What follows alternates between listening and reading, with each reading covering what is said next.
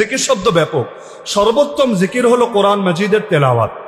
একজন বসে বসে সুবহানাল্লাহ সুবহানাল্লাহ সুবহানাল্লাহ জপছে, আর একজন বসে বসে মনে করেন এক পারা কোরআন তেলাওয়াত করে ফেলেছে। যে কোনো আলেমকে জিজ্ঞাসা করেন সওয়াব কার বেশি হয়েছে, যদি উভয়ের ইখলাস সমান হয় তবুও তিনি ফতোয়া এটাই দিবেন, যিনি কোরআন মাজিদ তেলাওয়াত করেছেন তার সওয়াবই বেশি হয়েছে। তাহলে কোরআন মাজিদ তেলাওয়াত এটাও জিকির, সুবহানাল্লাহ আলহামদুলিল্লাহ এগুলোও জিকির। এমনকি এই যে আল্লাহকে নিয়ে যে আমরা আলোচনা করছি, আলোচনা এটাও আল্লাহর জিকির। তো এই যে কোনো জিকিরই হোক না কেন, চলতে ফিরতে উঠতে বসতে, এমনকি সবসময় জবান জরুরি না। আল্লাহ রাসূল সাল্লাল্লাহু আলাইহি ওয়াসাল্লামের ব্যাপারে আম্মা জান আয়েশা রাদিয়াল্লাহু আনহা বলেন, কানা ইয়াযকুরুল্লাহ আলা কুল্লি আহইয়ানিহি, তিনি প্রতিটা মুহূর্তে আল্লাহর জিকির করতেন। কিভাবে? তিনি কি খাবার খেতেন না? তিনি কি জরুরত ছাড়তেন না? ইস্তেনজা করতেন না? অবশ্যই করতেন। তাহলে প্রতিটা মুহূর্তে আল্লাহর জিকির কিভাবে করে? বাথরুমে গিয়ে কি মুখ দিয়ে আল্লাহর জিকির করা সম্ভব? এটা তো নিষিদ্ধ, আল্লাহর নামের সঙ্গে বেয়াদবি হবে। তাহলে প্রত্যেক মুহূর্তে আল্লাহর জিকির মানে কি? হাদিস তো সহিহ, কথা তো সত্য। মানে কি? মানে হলো মুখ হয়তো প্রত্যেক মুহূর্তে চলবে না, তবে দিল এক মুহূর্তের জন্য গাফেল হবে না। তাহলে এই দিলের মধ্যে আল্লাহ স্মরণ কিভাবে জাগ্রত রাখা যায়, এটার জন্য মুখ দিয়ে যত বেশি করবেন দিলের মধ্যে তত বেশি থাকবে। যেই সময় একান্ত অপারগ হয়ে মুখ বন্ধ করবেন, আগে আর পরে চলার কারণে ওই সময়ও জারি থাকবে। যেমন ফ্যান, বিদ্যুৎ চলে গেলেও 30 সেকেন্ড 1 মিনিট কিন্তু ঘুরতেই থাকে, ঘুরতেই থাকে।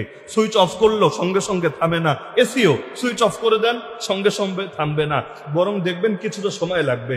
তো সারাদিন জিকির করেন আর করেন আর করেন, হঠাৎ জরুরতে থেমেছেন, বাথরুমে গিয়ে হোক অথবা খাবার দাবারের কারণে হোক অথবা অন্য কোনো কারণে হোক, ব্যাপার না, ওই আগে আর পরে চালু থাকার কারণে মাঝখানেরটা এমনি কাভার হয়ে যাবে। কোন দিকে কাভার হবে আপনি টেরি পাবেন। এজন্য আল্লাহ রাসূল সাল্লাল্লাহু আলাইহি ওয়াসাল্লাম এক সাহাবীকে উপদেশ দিয়েছেন, তোমাকে একটা আমল বলে দিচ্ছি, তোমার জিহ্বা যাতে অল টাইম আল্লাহর জিকিরে ভিজা থাকে, জান্নাতে যাওয়ার পর তোমার জন্য একেবারেই সহজ হয়ে যাবে।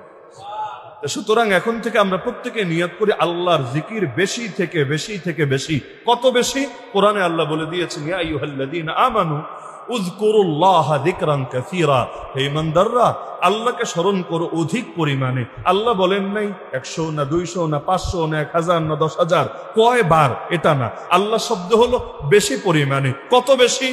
জান্নাতে আপনার নেয়ামত দরকার যত বেশি, আল্লাহ সন্তুষ্টি পাওয়া দরকার যত বেশি, জাহান্নাম থেকে দূরে থাকা দরকার যত বেশি, আল্লাহর জিকিরও করেন তত বেশি। এখানে হিসাব নিকাশ করার কিছু নাই। আপনি করতে করেন আনলিমিটেড, আল্লাহ দিতেও দিবেন আনলিমিটেড। তাহলে এই আমলটা সকলে আমরা করতে পারবো তো ইনশাআল্লাহ।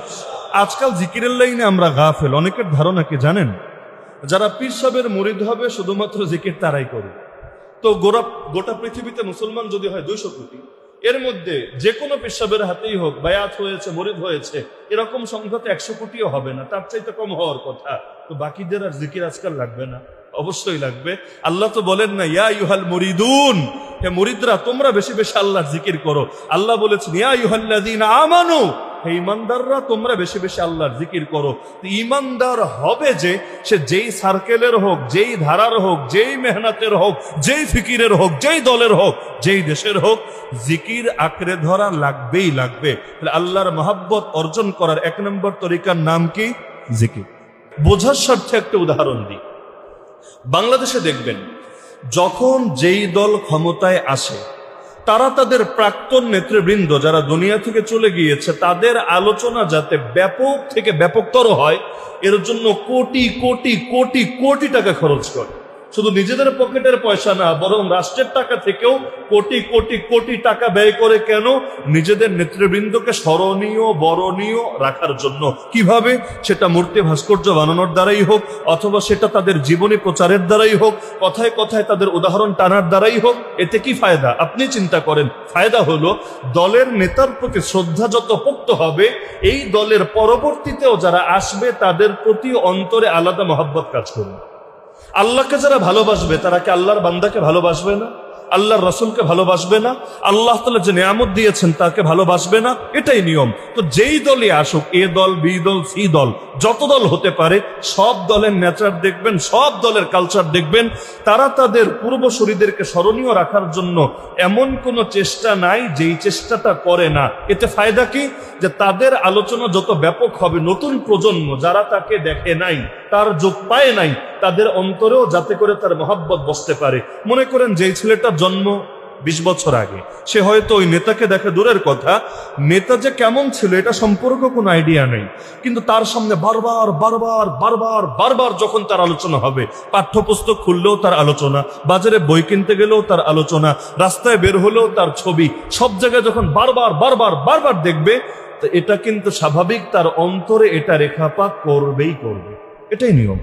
মনে করেন বাংলাদেশের মধ্যে যেই মানুষগুলো কখনো ইন্ডিয়া যায় নাই, কখনো যায়নি, আমার ব্যক্তিগত একটা পর্যবেক্ষণ বলে, আপনারা একমত হতেও পারেন, নাও হতে পারেন, ভারতের মধ্যে যত বাঙালি আছে, বাঙালি মানে যারা বাংলা ভাষায় কথা বলে কিন্তু ভারতে থাকে, ওদেরকে যদি আপনি গিয়ে গিয়ে জিজ্ঞেস করেন তোমরা কি বাংলাদেশি হতে চাও, তোমরা কি এটা